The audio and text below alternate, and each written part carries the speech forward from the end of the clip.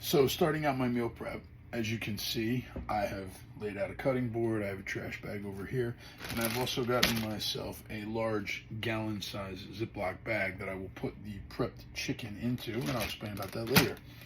What I like to do is take out my chicken, and I'm going to cut off any of the fatty sections or areas of the chicken that you really don't want to cook.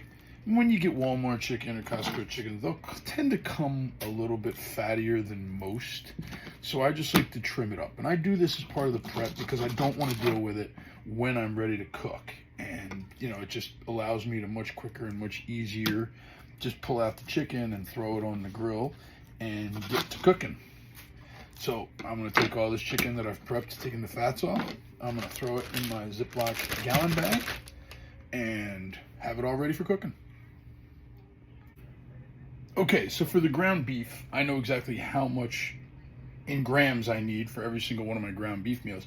And I need 200 grams of ground beef for each one of the meals that I have in ground beef.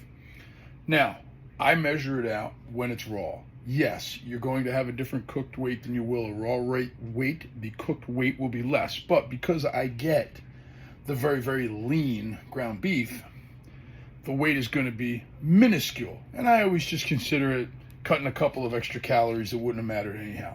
So what I do is I take my ground beef, I have my scale, I'm using my standard scale instead of the digital, and I have it set and ready, and I'm just going to put 200 grams of ground beef in here. A little bit more, there we go.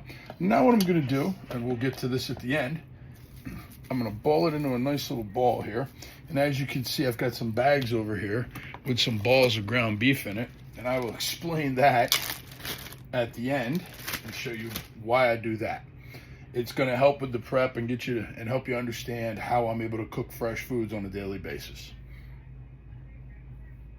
Okay, so we're all done putting the meat into the baggies. And here's the reason that I put them in the baggies like this. What I'm going to do now is lay the baggie nice and flat. And I'm going to take a cutting board or a book, anything with a flat surface. And I'm going to squish it nice and flat. Once it's squished out nice and flat, I'm going to seal the baggie. Now you ask, why did I do this? Give me a second. I'm going to show you. Let me take another one here. Flatten it out nice and flat. Ziploc the bag together.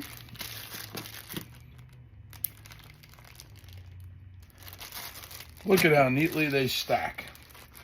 So now you have two options. If you choose to freeze your beef, they will stack nice and neatly right in the freezer like this. Or if you're like me, and I've bought exactly the amount of food I'm going to use during the week, so I don't necessarily need to freeze my meats because I'm going to use them so quickly before they're able to go bad, I can put them right in the refrigerator, stacked neatly like this, and grab it out of its little pouch, which is exactly what I need for one of my meals, and throw it on the oven or throw it on top of the stove or in the grill right away. And we'll get to that in another minute.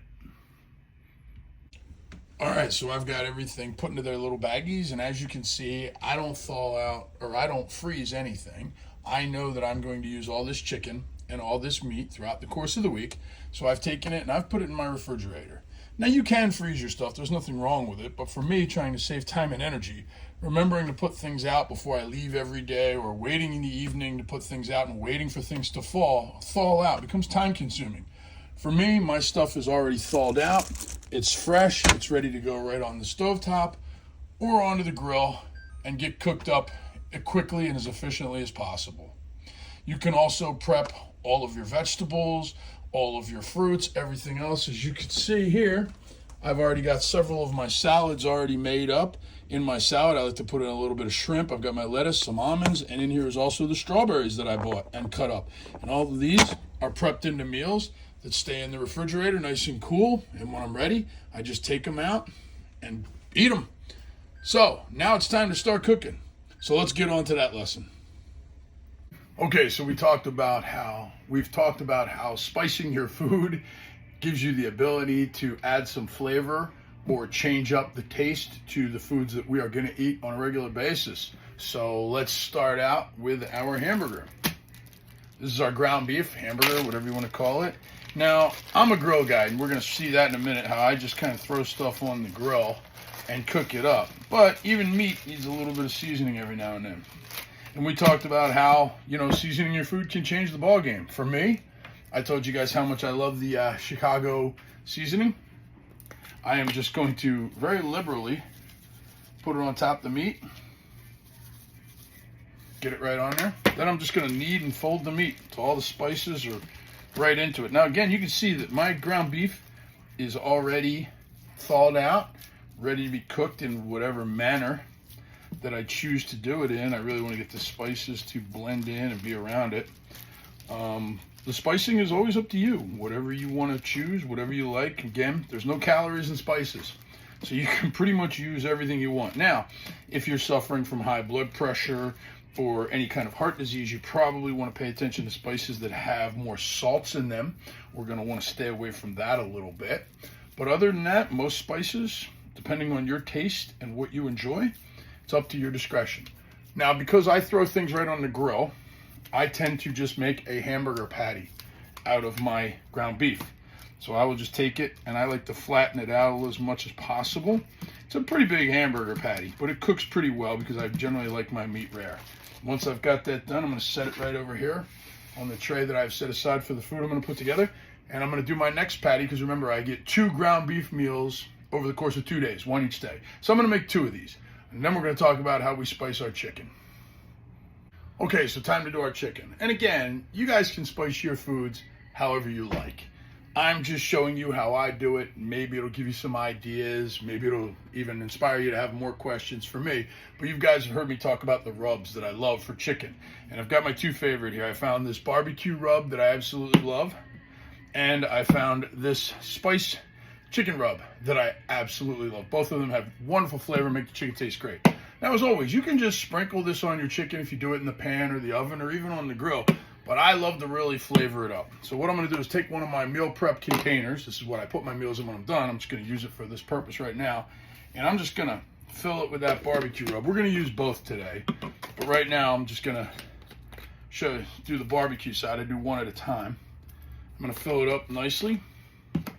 Got my chicken that I keep ready to go in the bag for eating. I've got 6 pieces pulled aside, which is what I'm going to need for 2 days worth of eating. 3 pieces every day. I'm just going to take that chicken, put it right into that barbecue rub, make sure it gets all over it. One side done, flip it over, right onto the other side. Make sure it gets all over it nice and good. And then when I pick it up, look at that. That chicken is completely covered in that barbecue rub. I'm going to take it right over here, set it down on my plate, grab another one. Now I want to point out, look at how quick and easy that was, guys. Just like that, that chicken's now ready for me to cook it, whether in the pan, on the stovetop, in the grill, wherever. I have spent no time. We literally started just a couple minutes ago, so I want you to understand that it really only takes me 45 minutes or so to cook all the meals I need for 2 days. So there goes another piece of chicken right in there, right over to the pan. That quick and easy. So we're going to do this with one more piece of barbecue.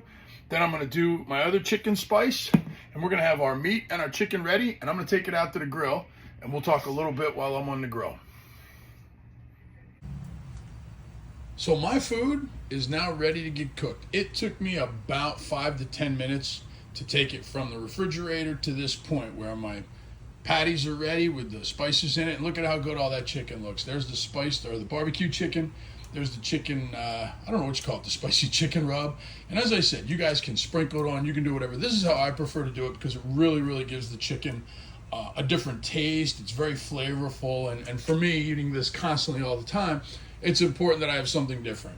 And when you take those Skinny Girl dressings that I showed you when we were shopping and you add them as dipping sauces every now and then, it actually makes it an enjoyable meal to have. So I'm going to throw all this on the grill.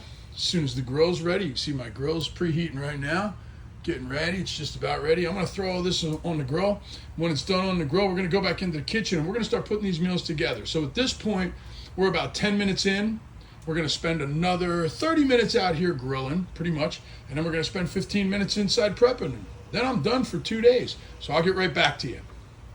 So while we've got some things on the grill, let's start prepping everything else that we need. So we've talked about the rice and what we need for that. And we know that one of these Uncle Ben's rice packages is going to cover me for 2 days. It's, basically 2 to 3 meals a pack, or I'm sorry, about 6 meals a pack if portioned out properly. So I'm going to get 2 days worth out of that. And we're going to come in here too, and the only thing I really do freeze is my veggies. And we're going to get a pack of veggies, which is going to cover 2 meals. So that's what I need for that. So real simple. This goes into the microwave for 2 minutes. This goes in for about 3 minutes. All of this can be happening while the food is cooking on the grill. So I'm going to get that started right now. So as you can see, while things were on the grill, I took the opportunity to make the rice, make the vegetables. I've already doled them out into the proper proportions. My ground beef was done, so I took that and threw it in. Now, you can do whatever you want with your ground beef. I just leave it in patty form. It's good for me. I also took the time to slice up my strawberries that we purchased yesterday. And what I'm going to do with these is put them in the Ziploc baggies in 100-gram servings, because I like to take the strawberries and put them over here into at least 1 or 2 of the rice meals. It adds a little bit of flavor to it. As I said, I also use them in my salad.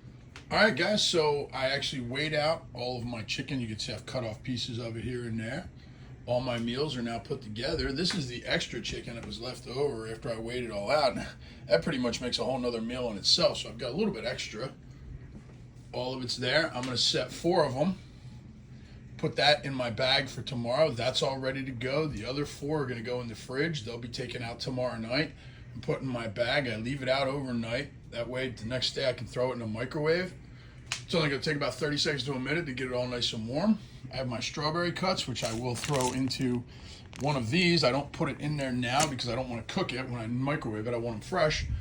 I've also got all of my protein shake for tomorrow already blended, put together, ready to go. That's what my breakfast is. So there's meal number 5 for me. I tell you, I eat 6 meals a day. You see 4 right there. The protein shake makes 5. And the salad, if I choose to have it or not, will make meal number 6. That keeps me at my calorie count of about 2,300 calories a day, which is equaling about 1.5 pounds to 2 pounds a week, if not a little bit more for me. So we're going to sit down and I'm going to go over the math about how all of this works, just so you understand it. But like I said, MyFitnessPal already gives you all of this information and puts it in there automatically for you. And it is the easiest way to handle it. And this is why I make such a big deal out of logging your food, guys. So we'll talk about all the numbers in a second.